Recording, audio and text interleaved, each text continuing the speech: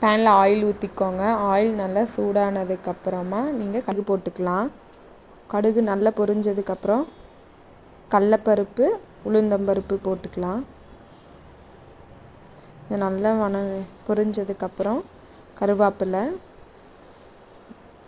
ஒரு சைஸ் பெரிய வெங்காயம், 3 பச்சை மிளகாய் போட்டுக்கலாம். நல்லா வதக்கி விட்டுக்கோங்க.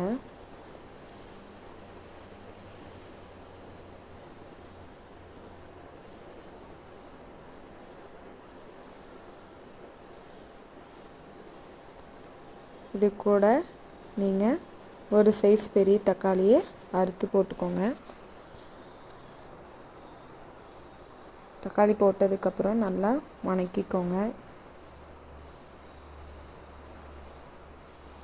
இது கூட மஞ்சத்தூள், உப்பு ஆட் பண்ணி கலக்கிக்கோங்க.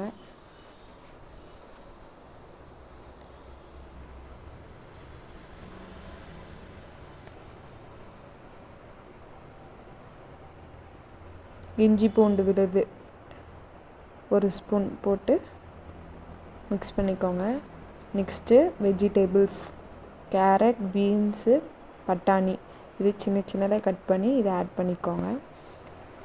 வேணும்னா உங்களுக்கு காலிஃப்ளவர் வேணுனாலும் ஆட் பண்ணிக்கலாம்.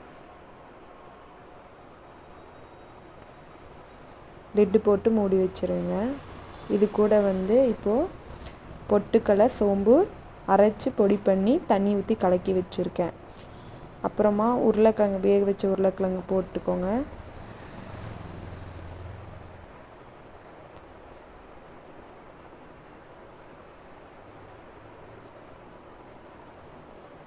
உருளைக்கிழங்கு நல்லா இது கூட மிக்ஸ் பண்ணிவிட்டு நம்ம அரைச்சி வச்சதை ஊற்றிக்கலாம். பொட்டுக்கடலையும் சோம்பு தண்ணி இது எதுக்குன்னா நல்லா கிரேவியை திக் பண்ணி தரும்.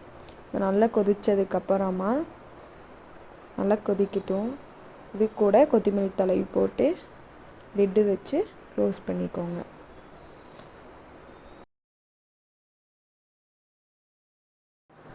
வெஜிடேபிள் குருமா ரெடி ஆயிருச்சு.